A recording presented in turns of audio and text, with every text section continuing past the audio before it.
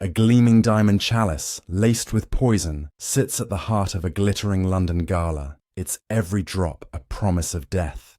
Welcome to the Diamond Chalice Poison in Every Drop, a Poirot case, where Hercule Poirot unravels a deadly web of envy and deceit. Grab a cup of tea, take a seat, and let this chilling mystery unfold. If you're gripped by the suspense, hit that subscribe button. Your support means the world to us. Let's step into the shadows of murder. Chapter 1. The gala's deadly toast. Hercule Poirot adjusted his pristine bow tie, his sharp eyes scanning the opulent ballroom of Lord Ashford's London mansion. It was the spring of 1924, and the city buzzed with post-war extravagance, nowhere more evident than at this exclusive charity gala. The invitation, penned in gold ink, had come from Lord Henry Ashford himself, an old acquaintance who'd pleaded for Poirot's presence. A delicate matter. Old friend, your little grey cells are needed. Poirot, ever intrigued by the scent of a puzzle, arrived amid a sea of glittering gowns and clinking champagne flutes, his polished shoes gliding across the marble floor. The centerpiece of the evening was the diamond chalice, a stunning artifact on loan from Ashford's private collection, said to be a Renaissance relic once owned by a Medici prince. Tonight, it would hold the ceremonial wine for the gala's toast, a toast that would soon turn deadly. The ballroom shimmered under crystal chandeliers, filled with London's elite, Lady Beatrice Ashford, Lord Henry's elegant wife, radiant in emerald silk, Sir Victor Crane, a brusque industrialist with a penchant for rare antiquities, Miss Clara Wentworth, a young heiress with a nervous laugh and darting eyes, and Dr. Julian Marsh, a reserved chemist whose expertise in poisons had earned him quiet fame. Poirot mingled, noting the undercurrents of tension. Beatrice's forced smile as she greeted Victor, Clara's fidgeting with her pearl necklace, and Julian's tendency to linger near the chalice's pedestal, his fingers brushing its gem-encrusted rim. Lord Henry, resplendent in tails, welcomed Poirot warmly, but his eyes betrayed unease. "This chalice, Poirot," he whispered, pulling him aside. "It's worth a fortune, but I've heard whispers, threats of sabotage. Keep watch, I beg you." Poirot nodded, his moustache twitching with curiosity. As the evening progressed, the guests gathered for the ceremonial toast, the diamond chalice filled with ruby-red wine and raised by Lord Henry. "To charity and legacy," he declared, his voice echoing. The crowd sipped in unison, but within moments, Sir Victor Crane clutched his throat, his face contorting in agony. He collapsed, the glass shattering on the floor, his lips frothing as the crowd gasped. Poirot sprang forward, kneeling beside the fallen man, whose eyes were wide with terror. "Poison," Poirot murmured, detecting a bitter almond scent on Victor's breath. Cyanide. Unmistakable. The ballroom erupted in chaos, guests screaming, servants rushing to close doors. Lord Henry, pale, ordered the chalice secured, but Poirot's keen eyes caught Clara slipping a small vial into her purse, her hands trembling. With the police summoned, Poirot took charge, his calm authority steadying the panicked guests. He examined the chalice, noting a faint residue on its rim, invisible to the untrained eye. "Mes amis, this was no accident," he announced, his voice cutting through the murmurs.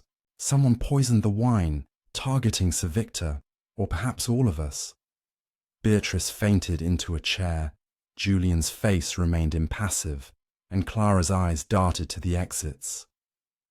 Poirot requested the guest list and Victor's recent correspondence, learning from a servant that Victor had argued with Lord Henry over the chalice's authenticity earlier that week.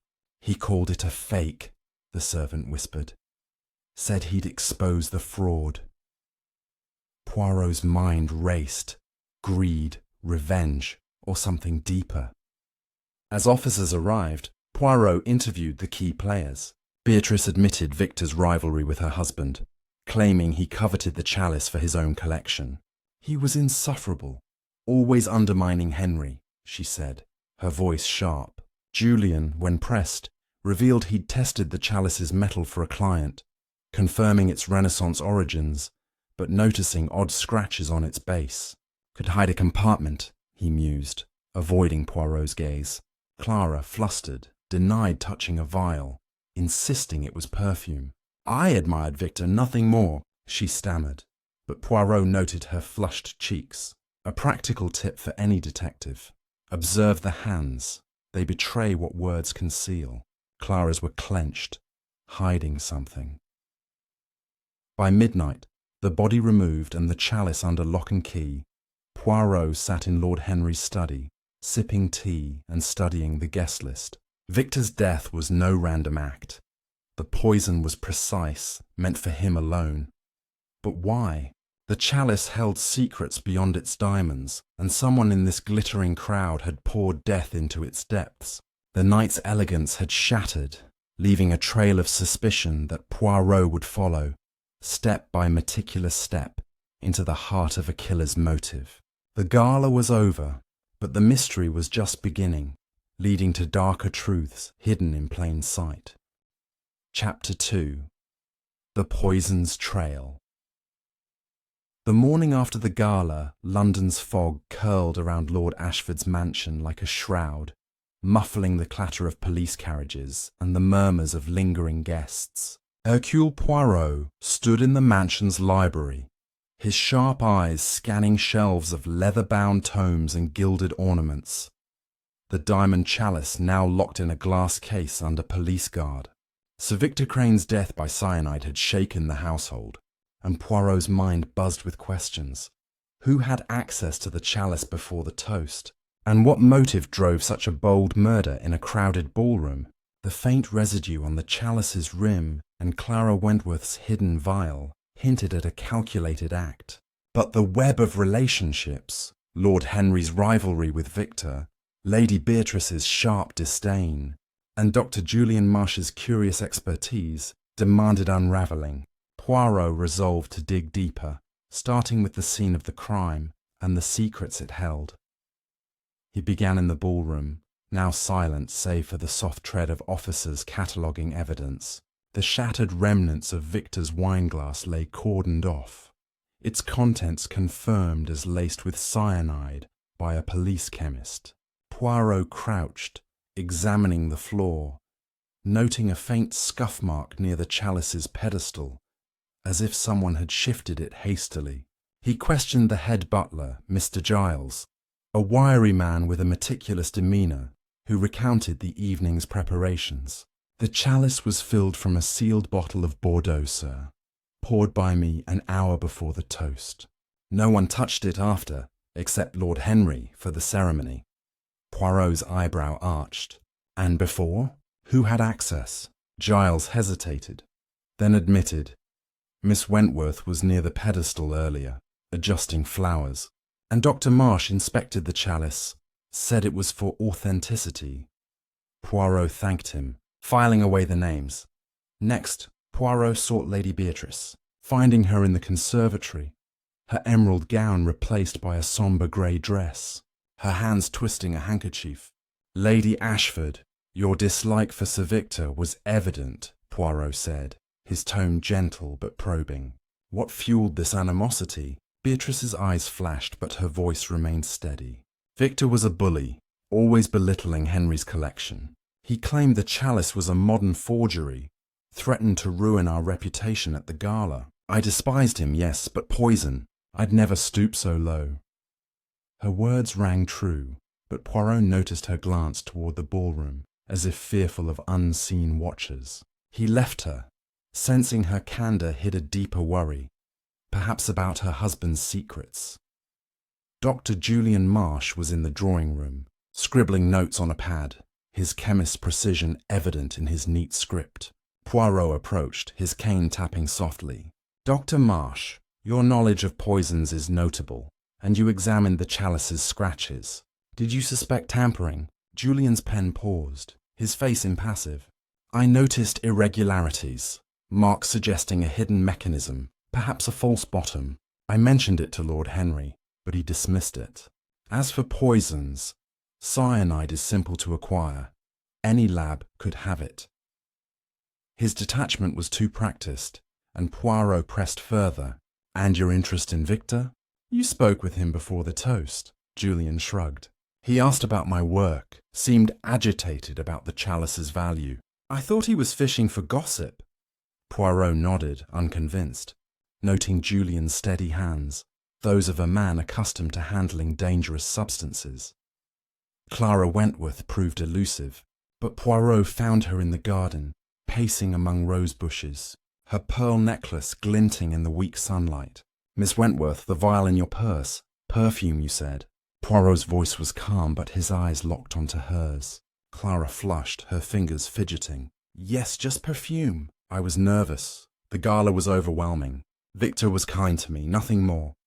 Poirot tilted his head. Yet you were near the chalice, and Victor's death followed. Did he share any fears with you? Clara's eyes darted away. He said someone was out to ruin him, but he wouldn't name them. He was angry, kept glancing at Lord Henry. Her voice trembled, and Poirot sensed truth mixed with evasion.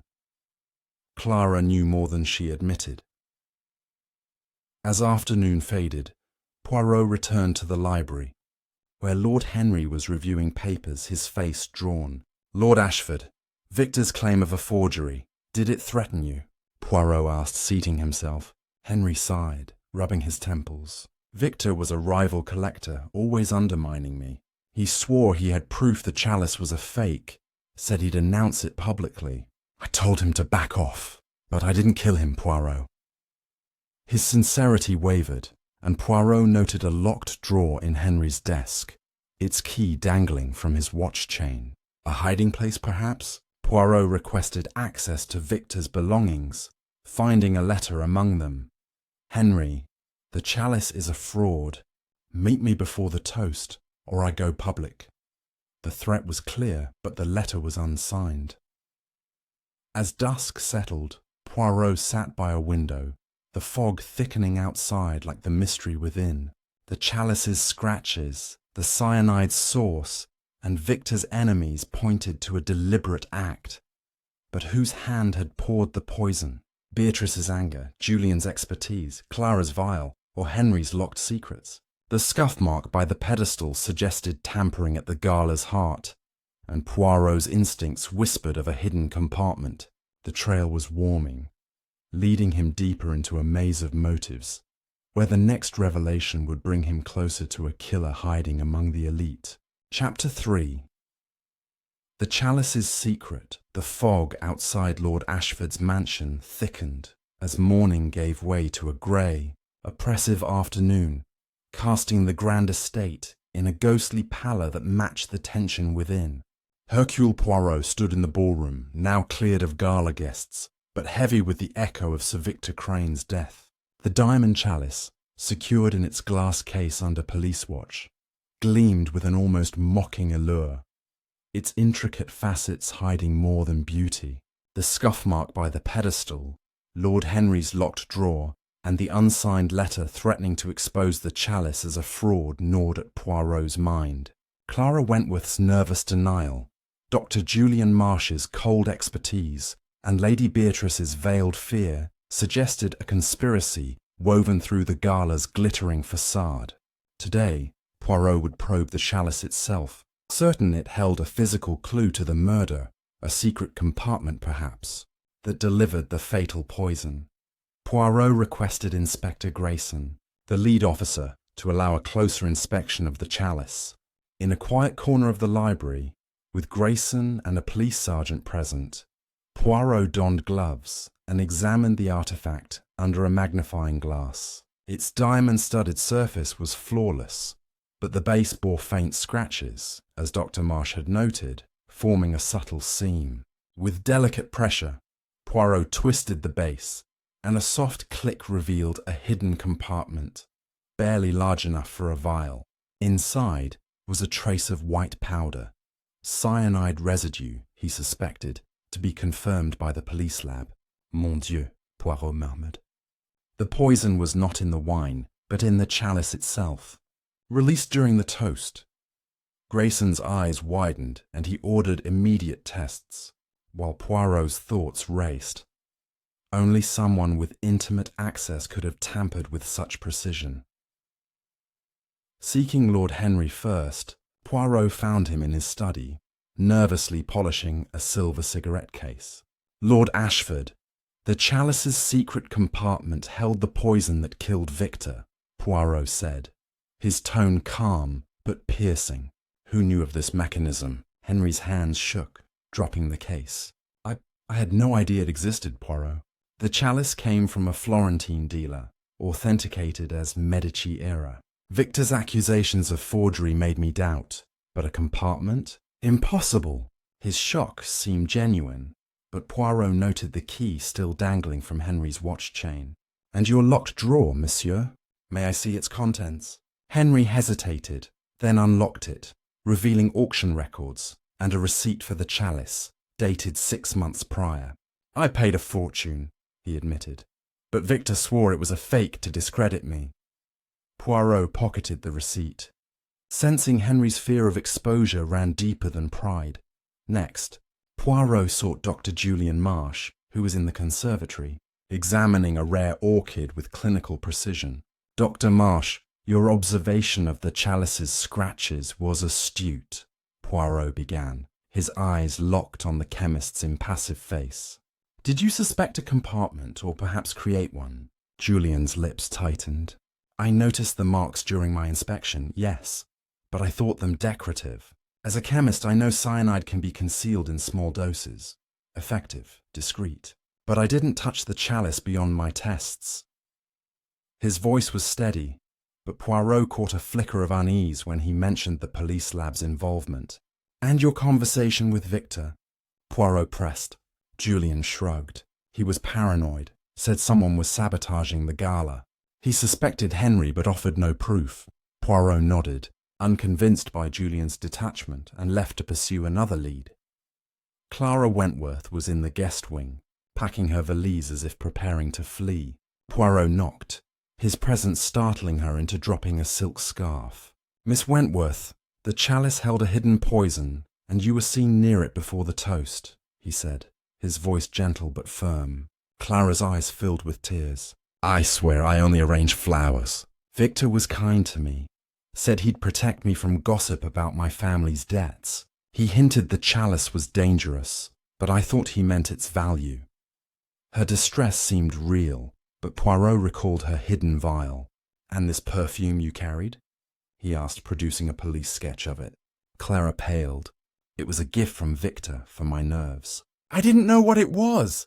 Her story wavered, and Poirot marked her as a pawn, perhaps unwitting, but entangled. As evening fell, Poirot met Lady Beatrice in the drawing room, where she was arranging condolence letters for Victor's family.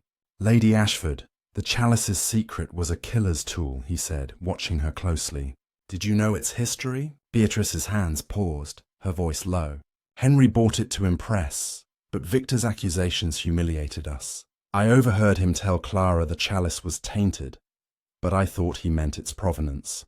If I'd known, her voice broke, and Poirot sensed her fear was not for herself, but for Henry's reputation. He left her, piecing together the clues. The compartment's precision suggested expertise, pointing to Julian, but Clara's vial and Henry's locked records hinted at broader complicity. Sitting by the library's fire, Poirot reviewed the receipt, noting the Florentine dealer's name, Antonio Rossi, known for questionable antiquities. A telegram to Scotland Yard confirmed Rossi's ties to black market trade, suggesting the chalice's origins were murky. The poison's delivery was no amateur act. It required knowledge and access. Was Julian the mastermind, using his skills to craft a deadly trap? Did Clara, under Victor's influence, play a role? Or was Henry hiding a darker motive behind his locked drawer? The mansion's walls seemed to close in, whispering of betrayal, as Poirot prepared to unravel the next layer of this glittering, poisonous puzzle. Chapter 4. The Florentine Shadow.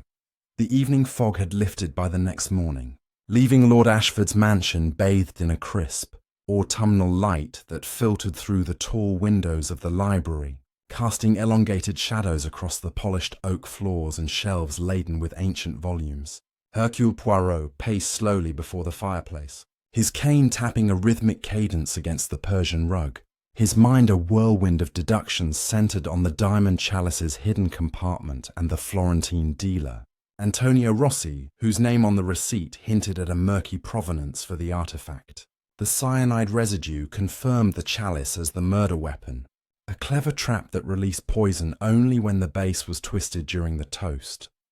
A mechanism requiring both technical skill and intimate knowledge of the chalice's design.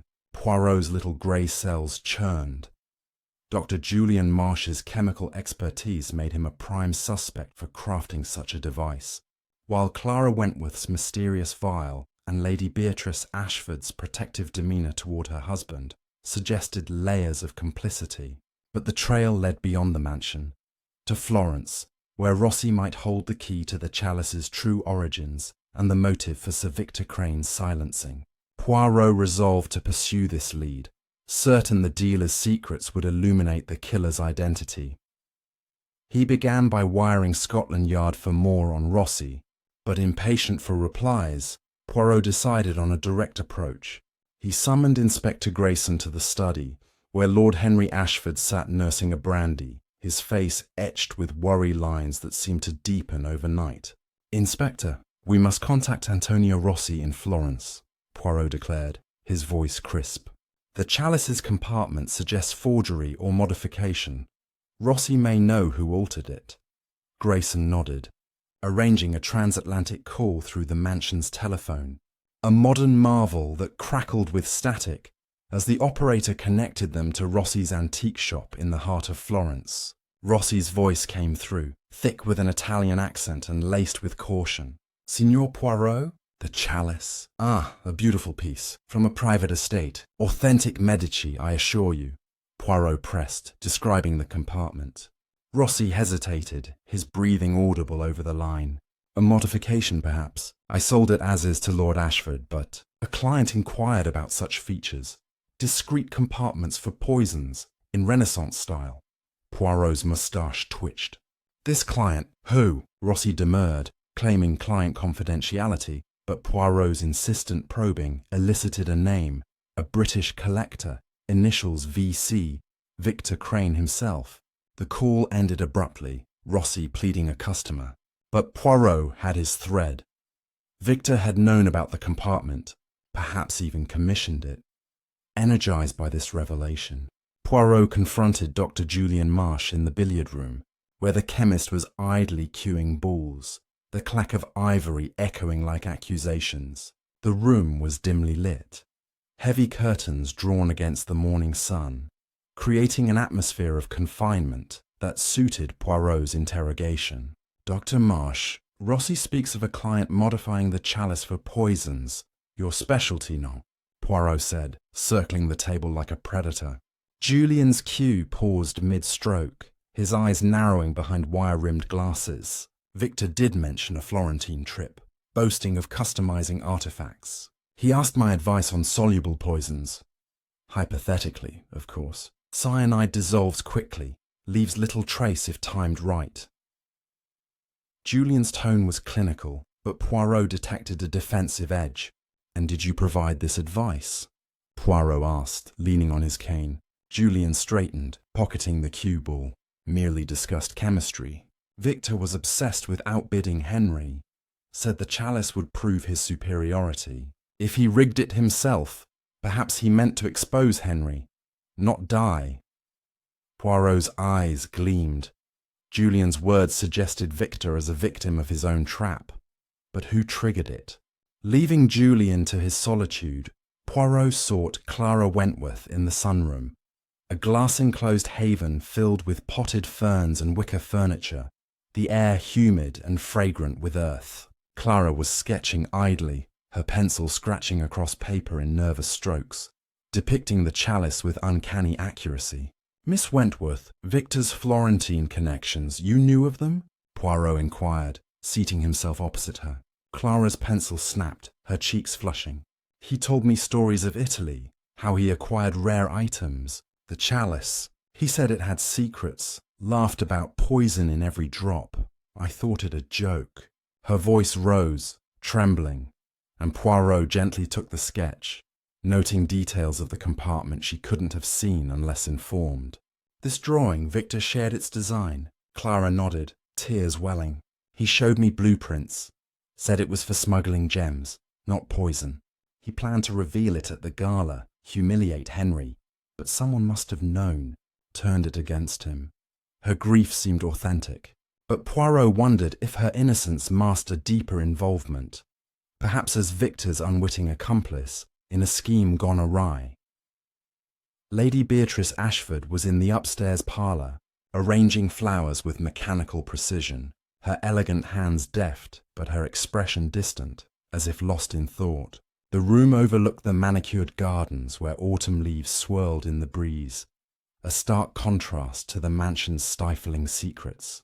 Poirot entered quietly, his presence startling her into dropping a vase, water spilling across the carpet like unspoken truths. Lady Ashford, Victor's modifications to the chalice. Did Henry know? Poirot asked, helping her mop the spill with a handkerchief. Beatrice's eyes met his, filled with a mix of fear and resolve. Henry suspected Victor of sabotage, but a compartment? No. Victor taunted us, saying he'd prove the chalice worthless. I begged Henry to cancel the toast, but he refused, prideful as ever. Her voice cracked, and Poirot pressed gently. And your own dealings with Rossi? Beatrice stiffened. I wired Rossi after Victor's threats, confirming authenticity. He assured me it was genuine, but mentioned Victor's inquiries. I feared blackmail. Poirot nodded, sensing Beatrice's protectiveness stemmed from love, not guilt. But her wire to Rossi added a new layer. Had she unwittingly alerted the dealer to the gala's dangers? As afternoon waned, Poirot returned to the study, where Inspector Grayson awaited with a telegram from Scotland Yard. Rossi's shop had ties to forgers, and Victor Crane had visited Florence 3 months prior, purchasing custom features for an unnamed artifact. The confirmation solidified Victor's role in the chalice's alteration, but the cyanide's placement pointed to another hand.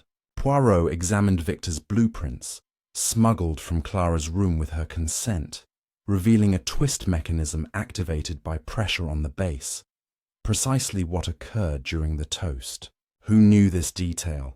Julian's chemical talks, Clara's sketches, Beatrice's wires, all intertwined, but Henry's locked drawer nagged, perhaps hiding correspondence with Rossi. By evening, as lamps flickered on, Poirot sat with Lord Henry in the dining room, a half-eaten supper between them, the mansion's grandeur feeling oppressive under the weight of suspicion. Lord Ashford, Victor's blueprints show he rigged the chalice, yet he died from it. Someone loaded the poison knowing the mechanism. Henry's fork clattered, his face ashen.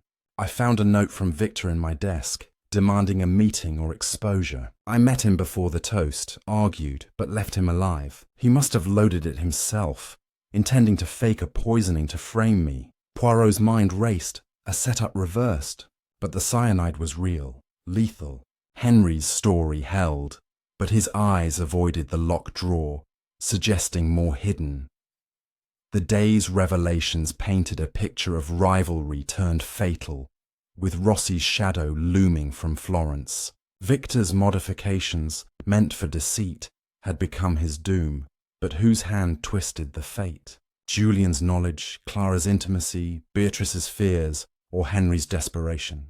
The mansion's halls whispered of deeper deceptions, drawing Poirot toward a truth as intricate as the chalice's diamonds, setting the stage for confrontations that would shatter the facade of innocence.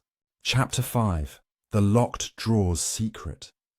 The late morning sun pierced the heavy drapes of Lord Ashford's mansion, casting slivers of light across the study where Hercule Poirot sat, his fingers steepled, his sharp eyes fixed on the locked drawer in Lord Henry's desk. The diamond chalice's hidden compartment, rigged by Sir Victor Crane to expose a fraud but turned against him with lethal cyanide, pointed to a killer with intimate knowledge of its mechanism.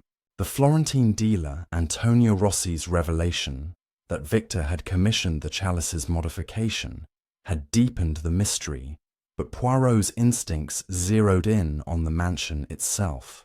Lord Henry's evasive glances at his desk, Clara Wentworth's detailed sketches, Dr. Julian Marsh's chemical expertise, and Lady Beatrice's anxious wires to Rossi formed a web of suspicion. The unsigned letter threatening to expose the Chalice as a fake suggested a motive rooted in rivalry or blackmail, but the locked drawer held something more. Poirot was certain it concealed a final piece of the puzzle, a truth that would unmask the hand behind the poison. Poirot began his day by requesting Inspector Grayson's assistance to open the drawer, citing its relevance to the case. Grayson, a stout man with a no-nonsense demeanour, summoned Lord Henry to the study, where the nobleman stood, visibly tense, his watch chain glinting with the key Poirot sought. "Lord Ashford, the contents of this drawer may illuminate Victor's death," Poirot said, his voice calm but insistent. Henry's jaw tightened, but under Grayson's stern gaze, he unlocked the drawer, revealing a bundle of letters tied with twine, a small ledger, and a photograph of the Chalice taken before its arrival. Poirot's gloved hands untied the bundle, uncovering correspondence between Henry and Rossi, dated months before the gala. One letter, in Rossi's florid script, read, "The Chalice is authentic, but beware, VC seeks to undermine you. He knows of the mechanism." Poirot's moustache twitched. Victor's knowledge was confirmed, but Henry's silence about this warning was damning. "You knew Victor planned to expose the Chalice, yet you allowed the toast?" Poirot asked. Henry's shoulders slumped. "I thought he was bluffing, Poirot. I confronted him, demanded he stop, but he laughed. Said the gala would be my ruin." Henry's voice shook, but Poirot noted his fingers clutching the desk, as if anchoring a lie. Leaving Henry under Grayson's watch, Poirot sought Dr. Julian Marsh, finding him in the mansion's small laboratory, a cluttered room of glass vials and chemical apparatus tucked in the basement. The air smelled faintly of sulphur, and Julian was measuring a liquid with a pipette, his movements precise. "Dr. Marsh, the Chalice's compartment held cyanide, your domain," Poirot said, leaning on his cane.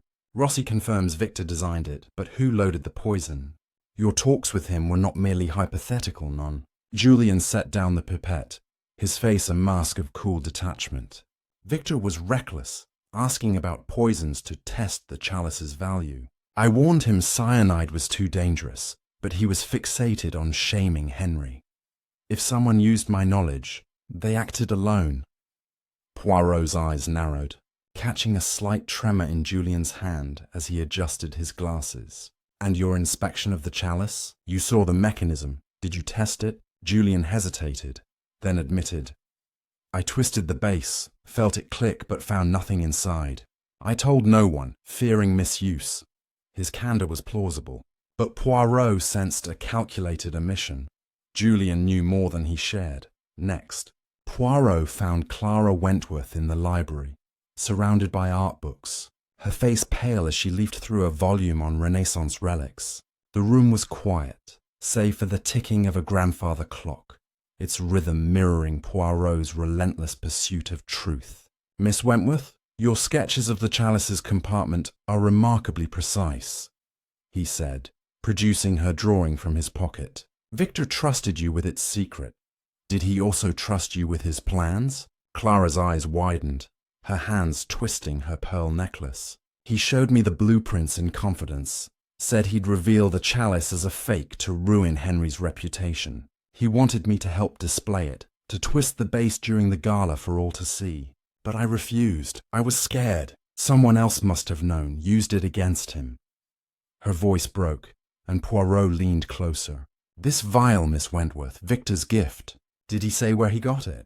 Clara shook her head. "He said it was from a friend in Florence for my nerves. I never opened it." Poirot's mind raced. Victor's friend could be Rossi, or another player in this deadly game. Lady Beatrice was in the upstairs sitting room, writing letters, her posture rigid despite the soft cushions around her. The room's rosewood furniture and delicate lace curtains contrasted with the tension in her eyes as Poirot entered. "Lady Ashford, your wire to Rossi about Victor's threats. You feared more than embarrassment, oui?" Poirot asked, seating himself. Beatrice's pen paused, ink blotting the paper. "Victor was vicious, claiming he'd bankrupt us by exposing the Chalice. I wired Rossi to confirm its authenticity, hoping to counter him. Rossi warned me Victor had visited him, talking of secret compartments. I told Henry, but he insisted on the toast to prove our strength." Her voice was steady, but Poirot noticed her fingers crumpling the letter, a sign of deeper distress. "And did you see anyone near the Chalice before the toast?" he pressed. Beatrice hesitated. Clara was there, arranging flowers, and Julian lingered nearby. "I thought nothing of it then," her words pointed fingers, but Poirot wondered if her protectiveness of Henry hid her own actions. As afternoon deepened, Poirot returned to the ballroom, where the police had cordoned off the pedestal. He examined the scuff mark again, noticing it matched the heel of a man's dress shoe, possibly Julian's or Henry's. A servant, tidying nearby, revealed a new clue. A discarded matchbook from a Florentine cafe, found near the pedestal the morning after the gala. Poirot pocketed it, its logo matching Rossi's shop address. Had Victor brought it, or the killer? He telephoned Rossi again, this time catching the dealer off guard. "Signor Rossi, the matchbook from your cafe. Did Victor leave it, or another?" Rossi stammered. "Victor smoked, yes, left such things, but..." Another man, British, quiet, asked about the Chalice's mechanism last month. He didn't give a name. Poirot's pulse quickened. A new figure, perhaps the poisoner. By evening, Poirot sat in the study, the letters and ledger spread before him. One letter from Rossi mentioned a consultant who advised on the Chalice's modifications. Initials JM, Julian Marsh. The ledger showed payments to Rossi, but also to a London chemist, unnamed, for specialized services. The web tightened. Victor's scheme to expose Henry had backfired, but someone, Julian, Clara, or an unseen accomplice, had turned the Chalice into a death trap. Henry's locked secrets, Beatrice's fears, and Clara's innocence all pointed to a conspiracy, with Rossi's shadowy client lurking at its edges. The mansion's silence was deceptive, hiding a killer who had struck once and might strike again to keep the Chalice's secrets buried. Chapter 6. The Chemist's Game. The late afternoon light filtered through the tall windows of Lord Ashford's mansion, casting a golden haze over the oak-panelled study where Hercule Poirot sat, his fingers tracing the edges of the Florentine matchbook from Rossi's cafe. The diamond chalice's deadly secret, a hidden compartment laced with cyanide, had been crafted with precision, and the trail of clues now pointed to a shadowy British consultant, possibly Dr. Julian Marsh, whose initials matched those in Antonio Rossi's letter. The ledger's record of payments to an unnamed London chemist deepened Poirot's suspicion, as did Clara Wentworth's nervous sketches and Lord Henry's guarded demeanour about his locked drawer. Lady Beatrice's wire to Rossi hinted at her fear of exposure, but the matchbook suggested someone had physically bridged Florence and London, carrying the poison's plan across continents. Poirot's little grey cells hummed with urgency. He needed to unravel the chemist's role and confront the possibility of an accomplice lurking beyond the mansion's walls. The killer had played a meticulous game, and Poirot was determined to checkmate them. He began by revisiting Dr. Julian Marsh, finding him in the mansion's conservatory, surrounded by exotic plants and the faint hum of a glasshouse heater. The air was thick with humidity, and Julian was pruning a fern with surgical precision, his glasses glinting as he worked. Poirot entered quietly, his cane tapping softly on the tiled floor. "Dr. Marsh, your expertise in poisons is most remarkable," he said, his tone conversational but sharp. "Rossi speaks of a consultant, JM, advising on the Chalice's mechanism. Your initials, none? And payments to a chemist. Your work, perhaps. Julian's pruning shears paused, a leaf falling silently. You're grasping, Poirot, he replied, his voice cool but his eyes darting. I consulted on artifacts for Victor, yes, but only to verify metals. Cyanide? Any chemist could procure it. Victor himself had contacts in London's labs. He bragged about outsmarting Henry, rigging the Chalice to humiliate him. Poirot leaned closer. And you never tested this rig? Never saw the compartment click? Julian's jaw tightened. I saw it, yes, but empty. If someone loaded it, they used my knowledge without my consent. His defensiveness rang hollow, and Poirot noted the faint chemical scent on his hands. Cyanide's bitter almond trace, or mere coincidence. Leaving the conservatory, Poirot sought Clara Wentworth in the library, where she sat by a window, her sketchbook closed, but her fingers nervously twisting a pencil. The room was quiet, save for the rustle of turning pages from a distant servant, and the grey light outside mirrored Clara's pallor. Miss Wentworth, your sketches of the Chalice's mechanism. Victor shared more than blueprints, we? Poirot asked, seating himself across from her.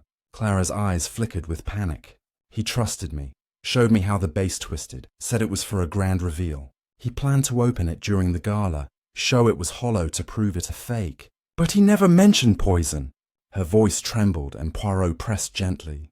This vial, from his friend in Florence. Did you ever see this friend? Clara shook her head. Victor said it was a business contact, someone who helped with his collections. He gave me the vial, said it was lavender essence to calm me.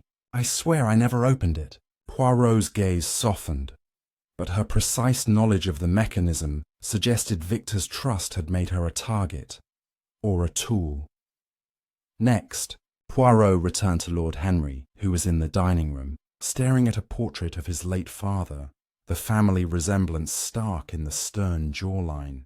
The room's long table was empty, its polished surface reflecting the chandelier's dim glow, a stark contrast to the gala's vibrancy. Lord Ashford, the ledger shows payments to a chemist, undisclosed, Poirot said, his voice low but firm.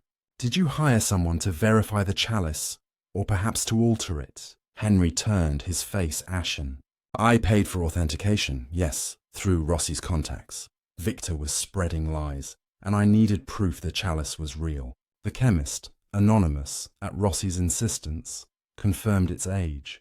But poison? I'd never... His voice faltered, and Poirot noticed his hand stray to his watch chain, the key to the locked drawer now missing. And the key, monsieur? Poirot asked.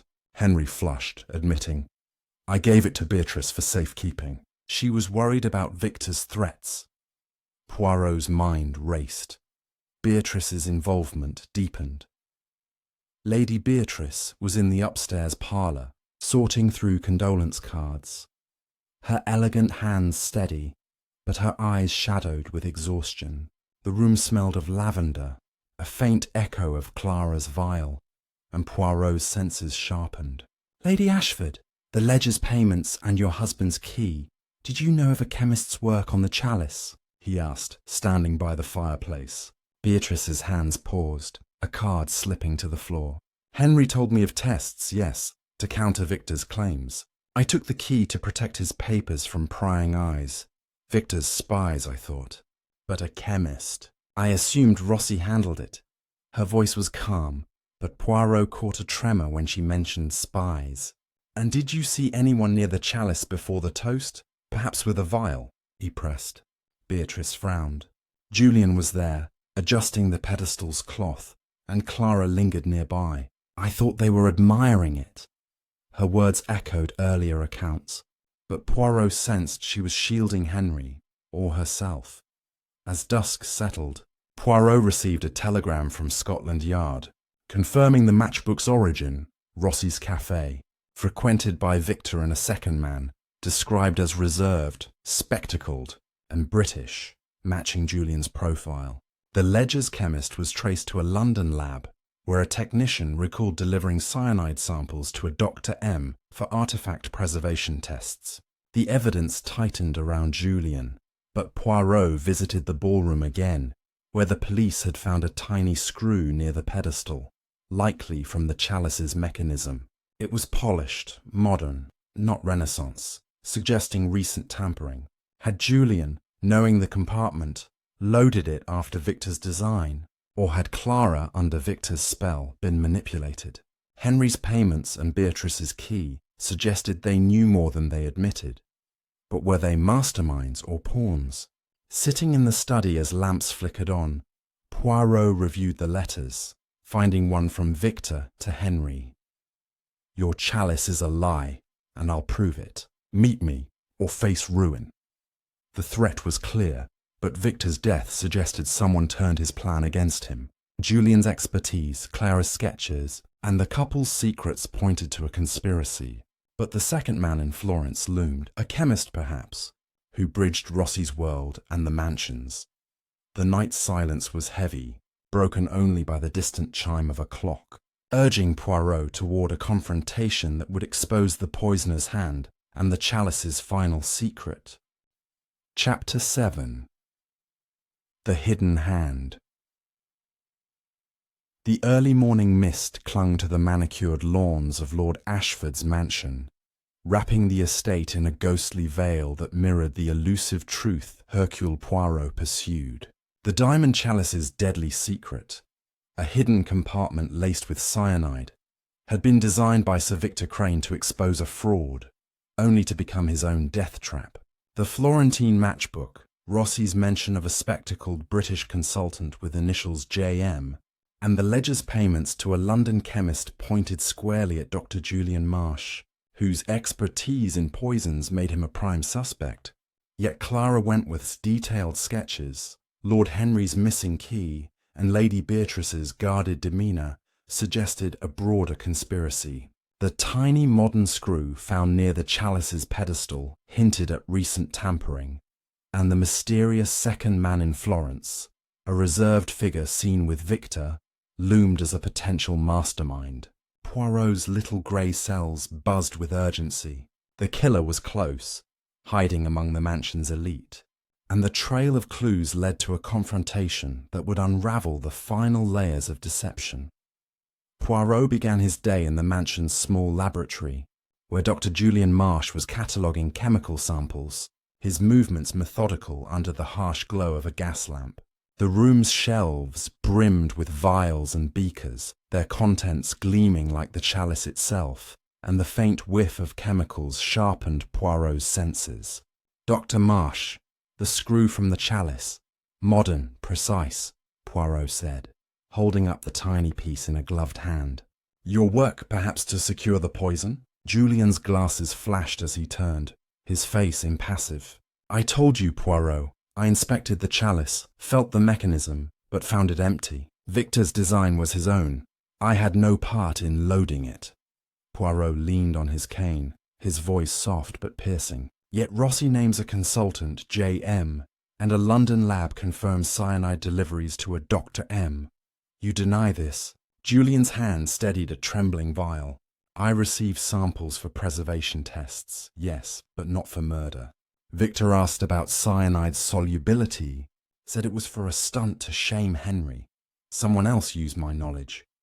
His denial was firm, but Poirot caught a fleeting glance toward the door, as if Julian feared eavesdroppers. Leaving the laboratory, Poirot sought Clara Wentworth in the garden, where she sat on a stone bench, her sketchbook open to a new drawing of the chalice, its compartment rendered in haunting detail. The air was crisp, scented with damp earth and fading roses, and Clara's eyes were red-rimmed, as if she'd been crying. "Miss Wentworth, your intimacy with Victor's plans grows clearer," Poirot said, seating himself beside her. "This screw, did he mention altering the chalice after Florence?" Clara's pencil froze, her voice barely a whisper. "He said the mechanism needed fixing, something about a loose part. He met someone in London, a technician he called him, to adjust it. I thought it was for his reveal, not this." Poirot's eyes narrowed. "This technician, did Victor name him?" Clara shook her head. "He only said the man was discreet, worked with Rossi's contacts. Victor was secretive, even with me." Her sincerity wavered. and Poirot wondered if her tears masked guilt or fear of this unknown figure. Next, Poirot found Lord Henry in the drawing room, polishing a silver tray with nervous energy, the room's heavy curtains drawn to block the morning light. The atmosphere was stifling, the silence broken only by the clink of silver against cloth. "Lord Ashford, the Ledger's chemist, and this screw suggest a local accomplice," Poirot said, his tone calm but probing. "Who did you hire through Rossi?" Henry's cloth paused, his face flushed. "I trusted Rossi to verify the chalice, nothing more. The payments were for tests, metals, age. I didn't know about cyanide or screws." His voice rose and Poirot pressed further. "And Beatrice's key? She protected your secrets. Did she know of this technician?" Henry's eyes darted away. "She took the key to stop Victor's spies," she said. "I trusted her, but Victor mentioned a contact, someone in London who could fix the chalice. I thought he meant authentication." Poirot's moustache twitched. Henry's vagueness suggested fear, not innocence. Lady Beatrice was in the upstairs library, sorting through old auction catalogues, her elegant fingers flipping pages with a restless rhythm. The room's high ceilings and musty books created a cathedral-like hush, broken only by Poirot's soft footsteps. "Lady Ashford, the chalice's tampering required skill beyond Victor's," he said, standing by a bookshelf. "Your wire to Rossi, did he mention a technician?" Beatrice's eyes met his, steady but shadowed. "Rossi said Victor had hired someone to inspect the chalice, a London expert. I thought it was to undermine us, not murder. I begged Henry to cancel the toast, fearing Victor's tricks." Her voice was firm, but Poirot noticed her fingers clutch a catalogue from a Florence auction, dated just before Victor's visit. "And this expert, any name?" he asked. Beatrice shook her head. "Rossi was coy, said it was a private matter, but Victor seemed nervous. Kept checking his watch that night." Her words hinted at a third party, but Poirot sensed she was shielding Henry's involvement. As afternoon deepened, Poirot received a call from Inspector Grayson, who had traced the London lab's cyanide delivery to a Dr. James Morley, a chemist with ties to Rossi's network, recently hired by a private client, initials VC. Poirot's pulse quickened. James Morley matched JM, and Victor's involvement was clear. But had Morley acted alone? Poirot visited the ballroom again, where the police had found a second clue.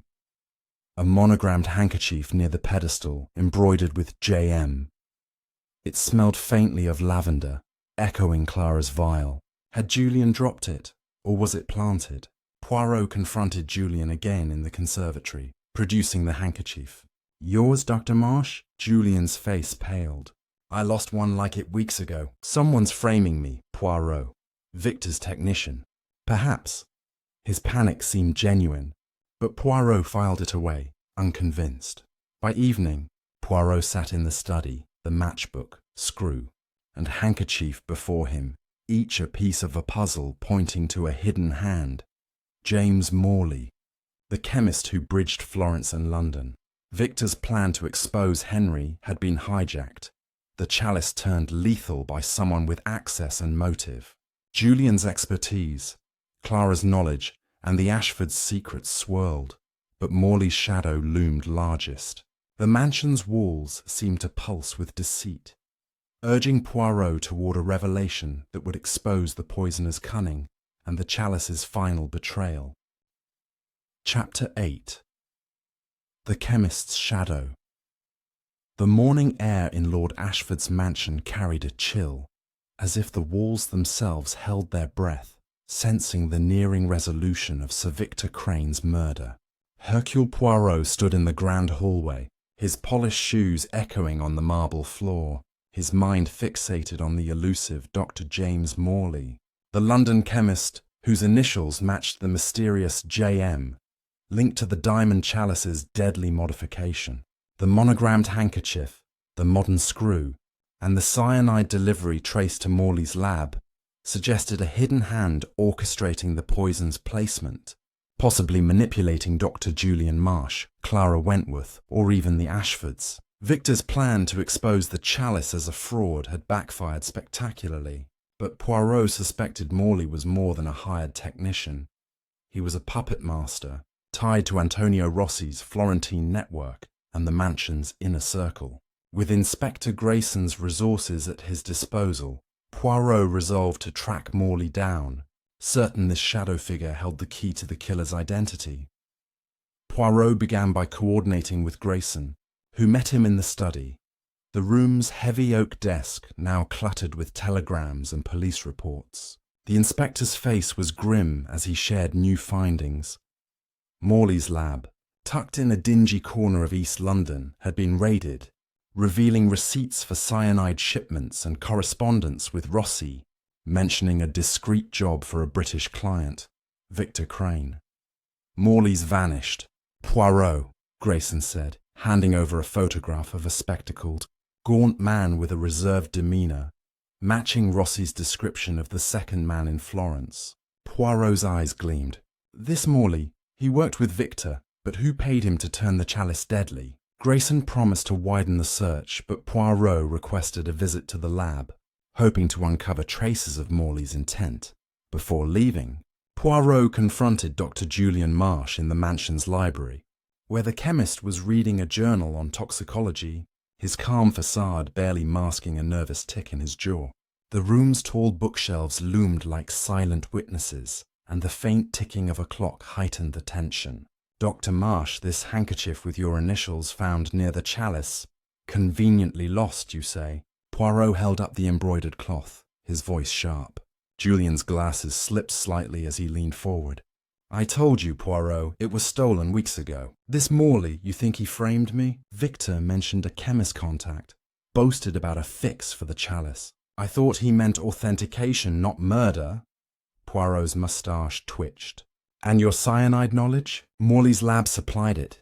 Did you consult with him? Julian's hands clenched. Never met him. If he used my name, it's a setup. Check his records, not mine. His defiance rang true, but Poirot sensed Julian's fear of being a scapegoat, or a loose end. Next, Poirot found Clara Wentworth in the conservatory, surrounded by wilting orchids, her sketchbook abandoned on a wicker table. Her face was drawn, her pearl necklace replaced by a simple scarf, as if mourning her innocence. Miss Wentworth, this Morley, Victor's technician, did he ever visit the mansion? Poirot asked, his tone gentle but probing. Clara's eyes widened, her voice trembling. Victor mentioned a chemist once, said he'd perfect the Chalice's trick. I saw a man with glasses at Victor's flat last month, quiet, always writing notes. Victor called him James, but I never learned more. Her admission was a breakthrough, and Poirot pressed further. This man, did he handle the Chalice? Clara nodded. Once at Victor's he examined it, twisted the base. I thought he was appraising it. Poirot's mind raced. Morley had direct access, but had Clara unwittingly aided him? Lady Beatrice Ashford was in the drawing room, arranging silverware with mechanical precision, her elegance strained by sleepless nights. The room's velvet drapes muffled the outside world, creating an intimate stage for Poirot's inquiry. Lady Ashford, your wire to Rossi. Did he mention a chemist named Morley? Poirot asked, standing by the fireplace. Beatrice's hands paused, her eyes meeting his with a flicker of dread. Rossi said Victor hired a specialist for the Chalice. Someone discreet. I assumed it was for authentication. Henry was desperate to prove Victor wrong. Her voice wavered, and Poirot leaned closer. And this specialist, did you meet him? Beatrice shook her head. No, but Victor brought a man to a dinner here once. Reserved, spectacled. Henry didn't like him, said he was Victor's spy. Poirot noted her unease. Beatrice's loyalty to Henry was faltering under the weight of secrets. Lord Henry was in his study, reviewing auction catalogues, his face haggard as he faced Poirot's arrival. Lord Ashford, this Morley worked with Victor, but someone else paid for the cyanide, Poirot said, producing the lab receipt. Your payments to Rossi, did they fund more than tests? Henry's hands shook, dropping a catalogue. I paid for verification, nothing else. Victor's man, Morley, you say? He came here once with Victor to see the Chalice. I thought he was an appraiser, not a chemist. His panic seemed genuine, but Poirot's eyes lingered on the desk, where a new letter had appeared, unsealed. From Rossi, Morley warns of exposure, act fast. Poirot pocketed it discreetly, sensing Henry's fear of betrayal. By afternoon, Poirot accompanied Grayson to Morley's lab, a cramped space filled with chemical apparatus and scattered papers. A hidden ledger revealed payments not just from Victor, but from an anonymous client, initials L.A., suggesting Lord Ashford. Had Henry lied about his role? Among the papers, Poirot found a blueprint of the Chalice's compartment, annotated with cyanide measurements, and a note, "Deliver to Gala, ensure VC's silence." The handwriting matched Rossi's letters, implicating a broader plot. As evening fell, Poirot returned to the mansion, confronting Henry with the letter. "You knew Morley's intent, monsieur." Henry collapsed into a chair, confessing, "I paid him to verify the Chalice, but Victor bribed him to rig it. I didn't know about the poison until it was too late." His story wavered, and Poirot suspected Henry's desperation had entangled him with Morley's scheme. The day's discoveries painted a sinister picture. Morley, hired by Victor to rig the Chalice, had been co-opted by another, possibly Henry or an unseen ally, to turn it lethal. Julian's knowledge, Clara's sketches, and Beatrice's wires were threads in a tapestry woven by a hidden hand. The mansion's grandeur hid a killer's cunning, and Poirot's pursuit of Morley would lead to a confrontation where the Chalice's poison would reveal its mastermind. Chapter 9.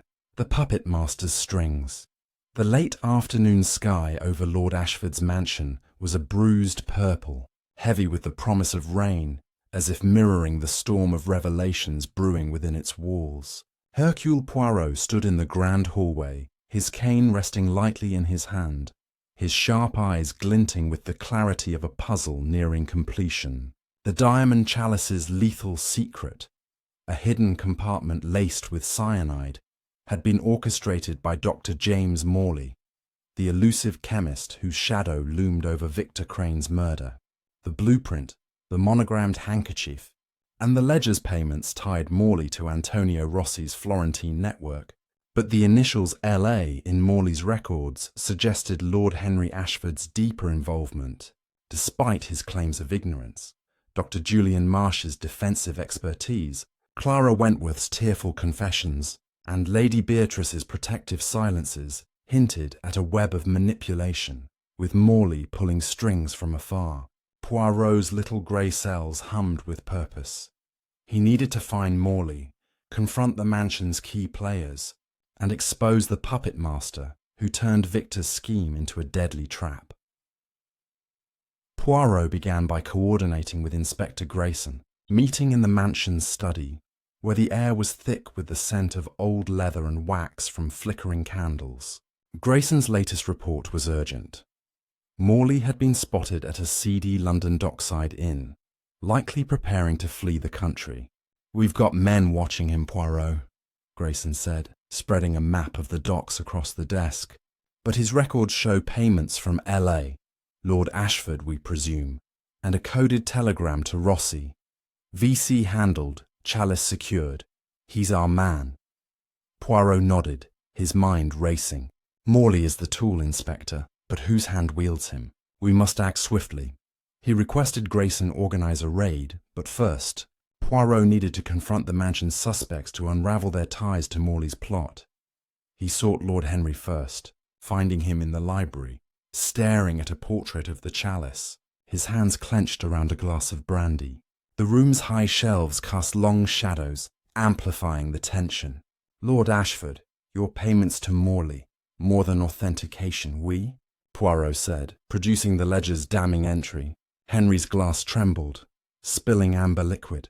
"I paid Rossi for tests, Poirot, but Victor corrupted Morley, turned him against me. I found a note from Morley in my desk after the gala, demanding more money to keep quiet about the Chalice's flaws. I refused."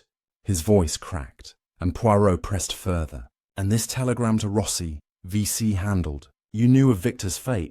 Henry's eyes widened. "No, I thought Morley meant silencing Victor's accusations, not murder. Poirot's gaze lingered. Henry's panic was real, but his role in Morley's payments suggested complicity, intentional or not. Next, Poirot found Dr. Julian Marsh in the conservatory, tending to a wilting orchid under the dim glow of a lantern, his precise movements betraying a nervous edge. Dr. Marsh, Morley's lab points to you. JM, cyanide expertise, Poirot said, holding up the handkerchief. You claim it was stolen, but were you his accomplice? Julian's hands froze, his glasses slipping down his nose. I swear, Poirot, I never met Morley. Victor introduced us by letter, asked me to consult on the Chalice's metals. I suspected tampering, but Morley's name only came up after Victor's death, in a note warning me to stay silent. Poirot's eyebrow arched. This note, where is it? Julian produced a crumpled paper from his pocket, scrawled with, Keep quiet, JM, or you're next. The handwriting matched Morley's blueprint annotations, confirming his threat. Poirot pocketed it, noting Julian's fear. Genuine, but perhaps a mask for deeper involvement. Clara Wentworth was in the upstairs parlour, clutching a rosary, her sketchbook abandoned on a table. The room's delicate lace curtains fluttered, softening the stark reality of her trembling hands. Miss Wentworth, Morley met Victor in London. You saw him, Poirot said, his tone gentle but firm. Did he speak of the Chalice's poison? Clara's eyes filled with tears. He was at Victor's flat, adjusting the chalice. Victor said Morley was brilliant, could make anything disappear. I thought he meant gems, not lives. After Victor died, I got a letter, unsigned, saying to burn my sketches or I'd regret it. She handed Poirot the letter, its script identical to Morley's note to Julian. Poirot's pulse quickened. Morley was silencing witnesses, but under whose orders? Lady Beatrice was in the dining room, arranging flowers with a mechanical calm, her face pale under the chandelier's glow. Lady Ashford, Morley's payments came from L.A. Your initials, perhaps? Poirot asked, standing by the table. Beatrice's vase slipped, shattering on the floor. My initials? No, Poirot. Henry handled all payments. I only wired Rossi to protect our reputation. Morley sent me a message after the gala, warning that Victor's death would ruin us unless I paid him. I ignored it, thinking it blackmail. Her voice wavered, and Poirot noticed a faint tremble in her hands. This message. Show me.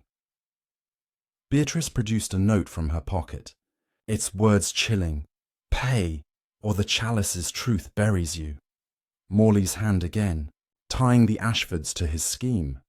As evening fell, Poirot joined Grayson's raid on the Dockside Inn, a grimy establishment reeking of stale ale and fish. Morley was cornered in a back room, his gaunt frame hunched over a suitcase, spectacles glinting in the lamplight. Dr. Morley, your game ends here, Poirot said as officers restrained him.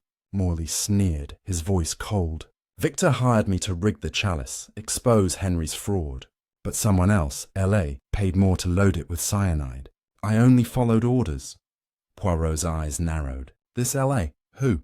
Morley's lips tightened. But under Grayson's pressure, he muttered. Check the mansion's accounts. Back at the mansion, Poirot examined the ledger again, finding a hidden entry. Payments to Morley, signed by Lady Ashford's maiden initials, L.A., Lillian Archer. Beatrice had lied. The day's revelations tightened the noose. Beatrice, not Henry, had funded Morley's poison, turning Victor's trap against him to protect the family's honour. Julian and Clara were pawns, threatened into silence, while Henry's ignorance shielded him. Morley's strings were cut, but Beatrice's motive, pride or desperation, remained the final knot. The mansion's shadows deepened, urging Poirot toward a confrontation that would expose the Chalice's deadliest secret. Chapter 10. The Chalice's Final Drop. The grand ballroom of Lord Ashford's mansion stood silent under the flicker of gas lamps, its opulent chandeliers casting fractured light across the marble floor.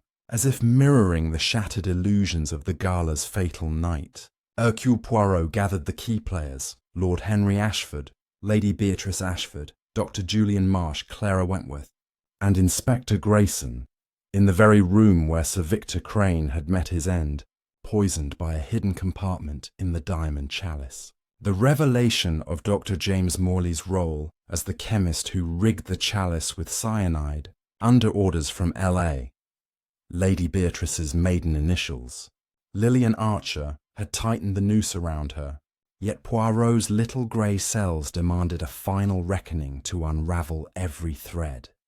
Morley's manipulation, Julian's silenced expertise, Clara's coerced sketches, and Henry's unwitting complicity. The mansion's air was thick with anticipation, the weight of truth pressing against its walls. Tonight, Poirot would unveil the full tapestry of deceit, exposing the killer who turned a Renaissance relic into a vessel of death. The chalice, now locked in a police vault, seemed to whisper its final secrets, and Poirot was ready to give them voice. He stood at the centre of the ballroom, his small frame commanding the room, his moustache immaculate, his eyes piercing the gathered faces. "Mes amis," Poirot began, his voice resonating like a judge's gavel. "The diamond chalice has poured its poison, not only on Sir Victor Crane, but on the hearts of all who coveted it. Tonight I, Hercule Poirot, will reveal the truth. Every drop of betrayal, greed and murder." The group sat rigid, Henry's hands clasped tightly, Beatrice's face pale, Julian's glasses glinting with unease, Clara's eyes downcast, and Grayson's notebook open, ready to record justice. Poirot paced slowly, his cane tapping a rhythm of revelation, as he began with the chalice's origins. The chalice, purchased from Antonio Rossi in Florence, was no Medici treasure, Poirot declared, holding up the auction receipt. Victor Crane, a rival collector, knew this and commissioned Dr. James Morley to craft a hidden compartment, intending to reveal the chalice as a fraud during the gala's toast. Humiliating Lord Henry. He turned to Henry, whose face flushed with shame. "You, Lord Ashford, suspected Victor's plan, but believed Rossi's assurances of authenticity. Your ledger showed payments to Morley for tests, but you were unaware of his true role." Henry nodded, his voice hoarse. "I wanted to prove Victor wrong, Poirot. I never imagined poison." Poirot's gaze softened but moved on, knowing Henry's ignorance was not the full story.